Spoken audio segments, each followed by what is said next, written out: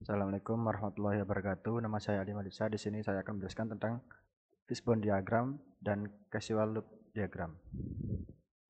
Bahasan yang pertama ada pengertian, yang kedua ada contoh fishbone diagram, yang ketiga ada contoh casual loop diagram, yang keempat ada kesimpulan.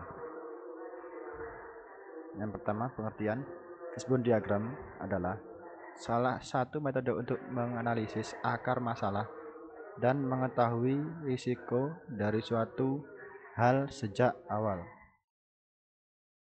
Lalu, casual loop diagram adalah diagram sebab akibat yang membantu memvisualisasikan bagaimana berbagai variabel dari suatu sistem saling berkaitan. Nah, berikut adalah contoh fishbone diagram. Untuk kategori utama dalam fishbone diagram ada lingkungan, manusia, manajemen, material, mesin, dan proses.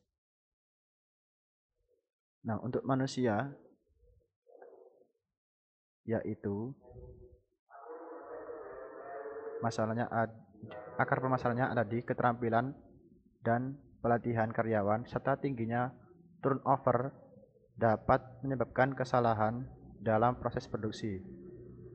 Terus ada di proses, SOP yang tidak jelas dan kurangnya inspeksi serta dokumentasi dapat menyebabkan produk berkualitas rendah. Untuk mesin, pemeliharaan yang kurang, kalibrasi yang tidak teratur, dan downtime mesin dapat menurunkan kualitas pakan. Material, mutu, bahan baku, dan manajemen pengadaan yang tidak baik dapat menghasilkan produk akhir yang buruk.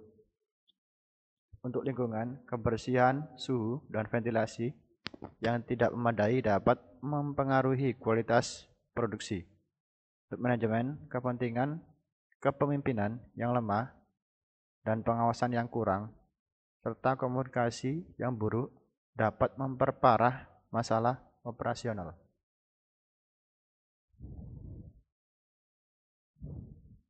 Nah, yang ketiga ada contoh casual loop diagram.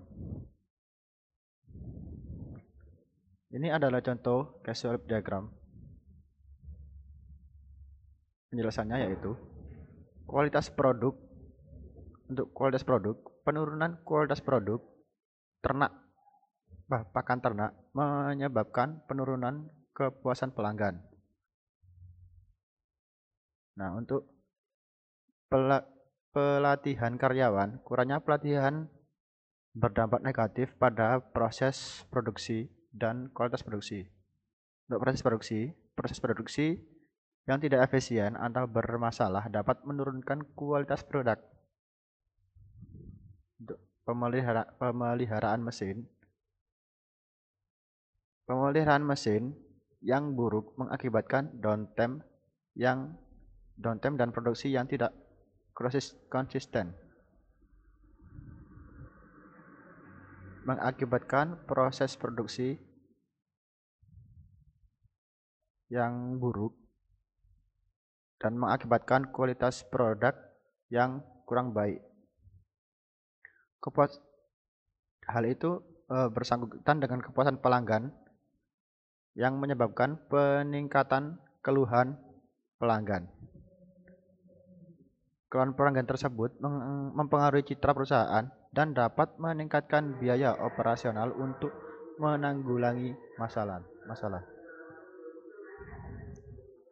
Yang keempat ada kesimpulan.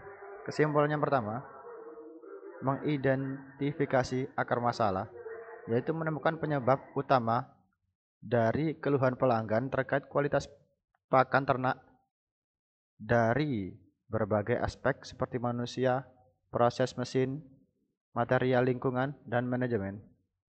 Yang kedua ada memahami interaksi faktor-faktor, melihat bagaimana faktor-faktor ini saling berinteraksi dan mempengaruhi satu sama lain, membantu dalam merumuskan strategi yang lebih efisien.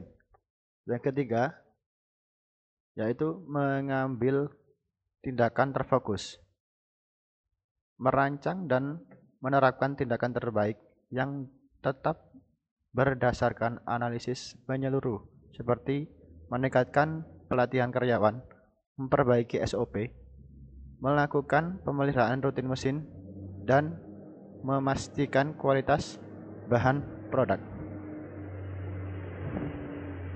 Nah, dengan memahami yang mendalam ini, PT Java Confit Indonesia Tbk dapat mengatasi permasalahan secara lebih terstruktur dan strategis, meningkatkan kualitas produk, kepuasan pelanggan, dan kinerja perusahaan secara keseluruhan. Itu yang dapat saya sampaikan. Kurang lebihnya mohon maaf. Wassalamualaikum warahmatullahi wabarakatuh.